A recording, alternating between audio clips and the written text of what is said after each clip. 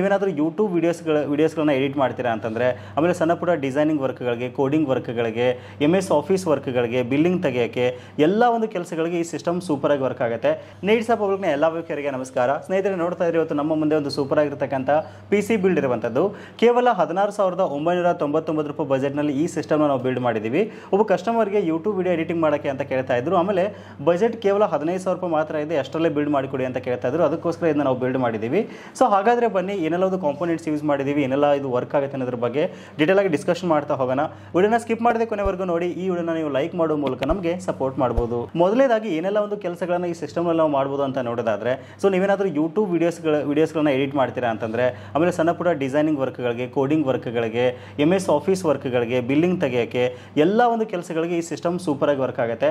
In case ನೀವೇನಾದರೂ ಒಂದು RX 580 graphics ಕಾರ್ಡ್ನ ಯೂಸ್ ಮಾಡಿದ್ರಿ ಅಂತಂದರೆ, ಇದು 8GB ಗ್ರಾಫಿಕ್ಸ್ ಕಾರ್ಡ್ ಬರುತ್ತೆ, ಇದನ್ನ ಯೂಸ್ ಮಾಡಿದ್ರಿ ಅಂತ ನಿಮಗೆ ಎಲ್ಲ ಒಂದು ಕೆಲಸಗಳಿಗೆ ಸೂಪರಾಗಿ ವರ್ಕ್ ಆಗುತ್ತೆ.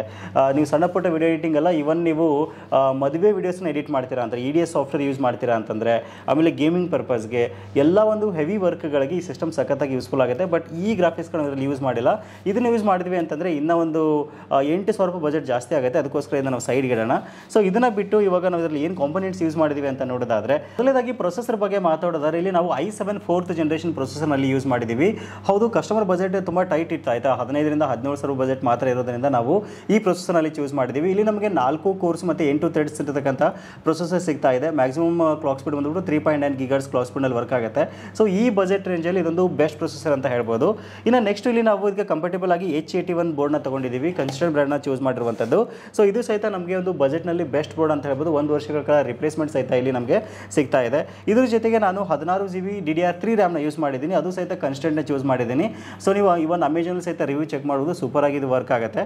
ಸೊ ಅದು ಸಹಿತ ಬಜೆಟ್ನಲ್ಲಿ ಒಂದು ಬೆಸ್ಟ್ ಆಗಿರತಕ್ಕಂಥ 8+8 ರ್ಯಾಮ್ನ ನಲ್ಲಿ ಯೂಸ್ ಮಾಡಿದ್ದೀನಿ. 16GB ರ್ಯಾಮ್ ಇರಲಿ ಸಿಗುತ್ತೆ ನಿಮಗೆ. ಇನ್ನು ನೆಕ್ಸ್ಟಲ್ಲಿ 128GB ಫಾಕ್ಸಿನ್ SSD ಯೂಸ್ ಮಾಡಿದ್ದೀನಿ, SATA SSDನ. ಆಮೇಲೆ ಸ್ಟೋರೇಜ್ಗೆ ಅಂತ ಹೇಳಿಬಿಟ್ಟು 500GB ಒಂದು ಹಾರ್ಡ್ ಡ್ರೈವ್ನಲ್ಲಿ ನಾವು ಯೂಸ್ ಮಾಡಿರುವಂಥದ್ದು. ಆಮೇಲೆ ವಿಡಿಯೋ ಎಡಿಟಿಂಗ್ ಮಾಡ್ತಾರೆ ಅಂತ ಹೇಳಿದ್ರು, ಸಣ್ಣ ಪುಟ್ಟ ಎಡಿಟಿಂಗ್ ಆಯಿತಾ, ಜಸ್ಟ್ ಯೂಟ್ಯೂಬ್ ವಿಡಿಯೋ ಎಡಿಟಿಂಗ್ ಮಾಡ್ತೀರಾ ಅಂದರೆ, Corel Draw ವರ್ಕ್ ಮಾಡ್ತೀರಾ ಅಂತಂದರೆ ನಿಮಗೆ ಒಂದು 4GB ಗ್ರಾಫಿಕ್ಸ್ ಕಾರ್ಡ್ ಬೇಕಾಗುತ್ತೆ. ಅದಕ್ಕೋಸ್ಕರ ಒಂದು GT 730 4GB DDR3 graphics card ನಾವಿಲ್ಲಿ ಯೂಸ್ ಮಾಡಿರುವಂಥದ್ದು.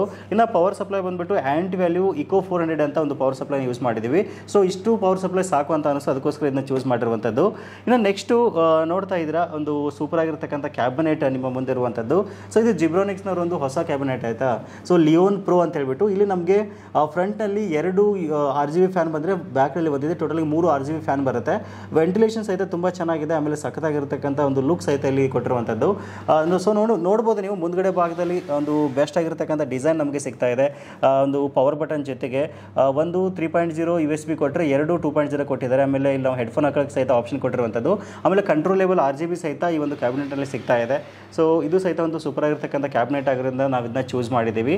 ಸೊ ಇದು ಕಂಪ್ಲೀಟ್ ಎಲ್ಲ ಒಂದು ಪಾರ್ಟ್ಸ್ಗೆ ಒಂದು 17,000 ರೂಪಾಯಿ ಬಜೆಟ್ನಲ್ಲಿ ಒಂದು ಬಿಲ್ಡ್ ರೆಡಿ ಆಗುತ್ತೆ. ಸೊ ಇನ್ ಕೇಸ್ ನೀವೇನಾದರೂ ಈ ಬಜೆಟ್ನಲ್ಲಿ ಒಂದು ಸೂಪರ್ ಆಗಿರ್ತಕ್ಕಂಥ ಸಿಸ್ಟಮ್ನ ನೋಡ್ತಾ ಇದ್ದೀರಾ ಅಂತಂದರೆ, ಇದು ಸಹಿತ ನಿಮಗೊಂದು ಬೆಟರ್ ಆಪ್ಷನ್ ಅಂತ ಹೇಳ್ಬೋದು. ಸೊ ಹಾಗಾದರೆ ಈ ಸಿಸ್ಟಮ್ನ ಯಾವ ರೀತಿ ನೀವು ಪರ್ಚೇಸ್ ಮಾಡೋದು ಅಂತ ಈಗ ಕೇಳೋದಾದರೆ, ಸೊ ವಿಡಿಯೋದ ಡಿಸ್ಕ್ರಿಪ್ಷನ್ ನಾನು ನಿಮಗೆ ನೇರವಾದ ಲಿಂಕನ್ನು ಕೊಟ್ಟಿದ್ದೀನಿ ನಮ್ಮ ವೆಬ್ಸೈಟ್ ಮೂಲಕ.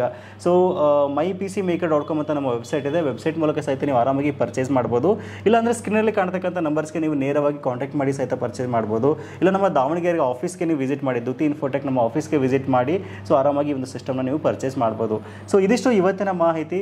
ಇನ್ ಕೇಸ್ ನಮ್ಮ ಫ್ರೆಂಡ್ಸು, ಫ್ಯಾಮಿಲಿ ಮೆಂಬರ್ಸ್ ಯಾರಾದರೂ ಒಂದು ಹೊಸ ಸಿಸ್ಟಮ್ ಬಿಲ್ಡ್ ಮಾಡಬೇಕು ಅಂದ್ಕೊಂಡಿದ್ದಾರೆ ಅಂತಂದರೆ, ಸೊ ಈ ಬಜೆಟಲ್ಲಿ ಒಂದು ಸಿಸ್ಟಮ್ ನೋಡ್ತಾ ಇದ್ದೀರಾ ಅಂತಂದರೆ, ಇದು ಸಹಿತ ಒಂದು ಬೆಟರ್ ಆಪ್ಷನ್ ಅಂತ ಹೇಳ್ಬೋದು. ಅವ್ರಿಗೂ ಸಹಿತ ಮಿಸ್ ಮಾಡದೆ ಶೇರ್ ಮಾಡಿ. ಸೊ ಇದಿಷ್ಟು ಇವತ್ತಿನ ಮಾಹಿತಿ. ಸಿಗೋಣ ಮತ್ತೆ ಒಂದು ಇಂಟ್ರೆಸ್ಟಿಂಗ್ ವಿಡಿಯೋ ಒಂದಿಗೆ. Thank you for watching. Take care.